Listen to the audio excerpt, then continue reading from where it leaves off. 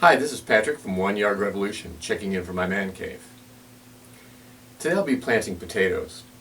Up until a few years ago, I never grew potatoes, and my reasoning was that I wanted to grow things in my yard that were costly at the store. And potatoes are relatively cheap. But a few years ago, when I expanded the garden a bit, I had some extra space, had more than enough room to try some new things, so I grew potatoes, and they tasted so good that I decided I have to grow my own potatoes from now on. So I'll be growing those today, but before I head out to the yard to do that, I wanted to update you on my expenses so far for 2013 for my garden. And what I want to do is just demonstrate just how little it costs to maintain a garden, especially once you've been up and running for a few years and you've got your own compost, you've built up your soil. It's very inexpensive to garden. But so far this year, let me review what I've bought. Okay, so far, 2013, I've purchased a hose nozzle for $4.97. Some onion sets for $1.98.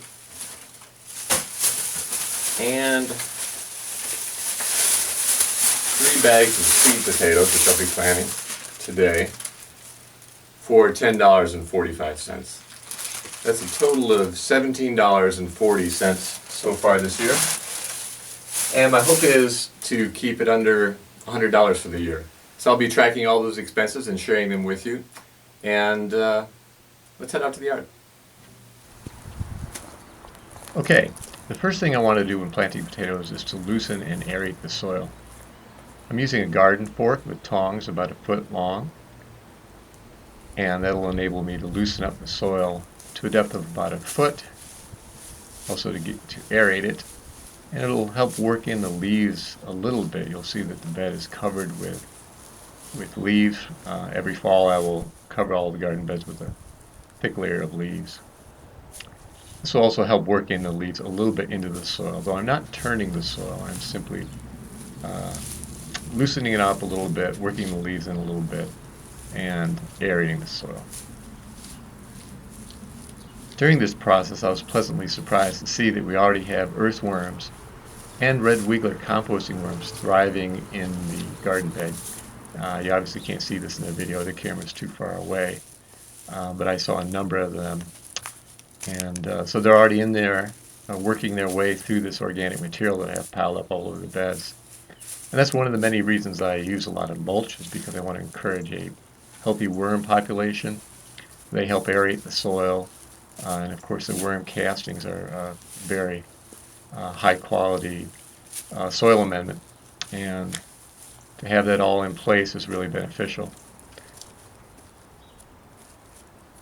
So when it comes time to plant the potatoes, all I'm going to do here is I'm going to plant 2 staggered rows along the length of this bed. I plant them about 1 foot apart. And what you see me doing here is I'm brushing away leaves to make a little divot in the soil, deep enough for the potato. It's about 3-4 inches deep. And then once I have the potato in place, I will cover it with worm castings from my worm bins. Weeks from now, when the potato plants are about 1 foot above the ground, I will hill the potatoes, which simply means I'll take some compost and leaves, mulch, other material, and I will hill that up around the potato plants. And that will provide the potatoes nutrients to grow. It'll provide more room for them to grow. It'll also support the potato plants above the ground. Potatoes prefer a very fertile soil, so the worm castings and the leaves and all the organic material in the soil will help provide that. And finally, potatoes prefer moderately moist soil. You don't want to waterlog them. You also don't want to let them dry out too much. So just make sure you keep them moderately moist. And in closing, thank you for watching the video. If you found it helpful, please hit the like button. Also, if you'd like, please subscribe and share with your friends. Thank you very much.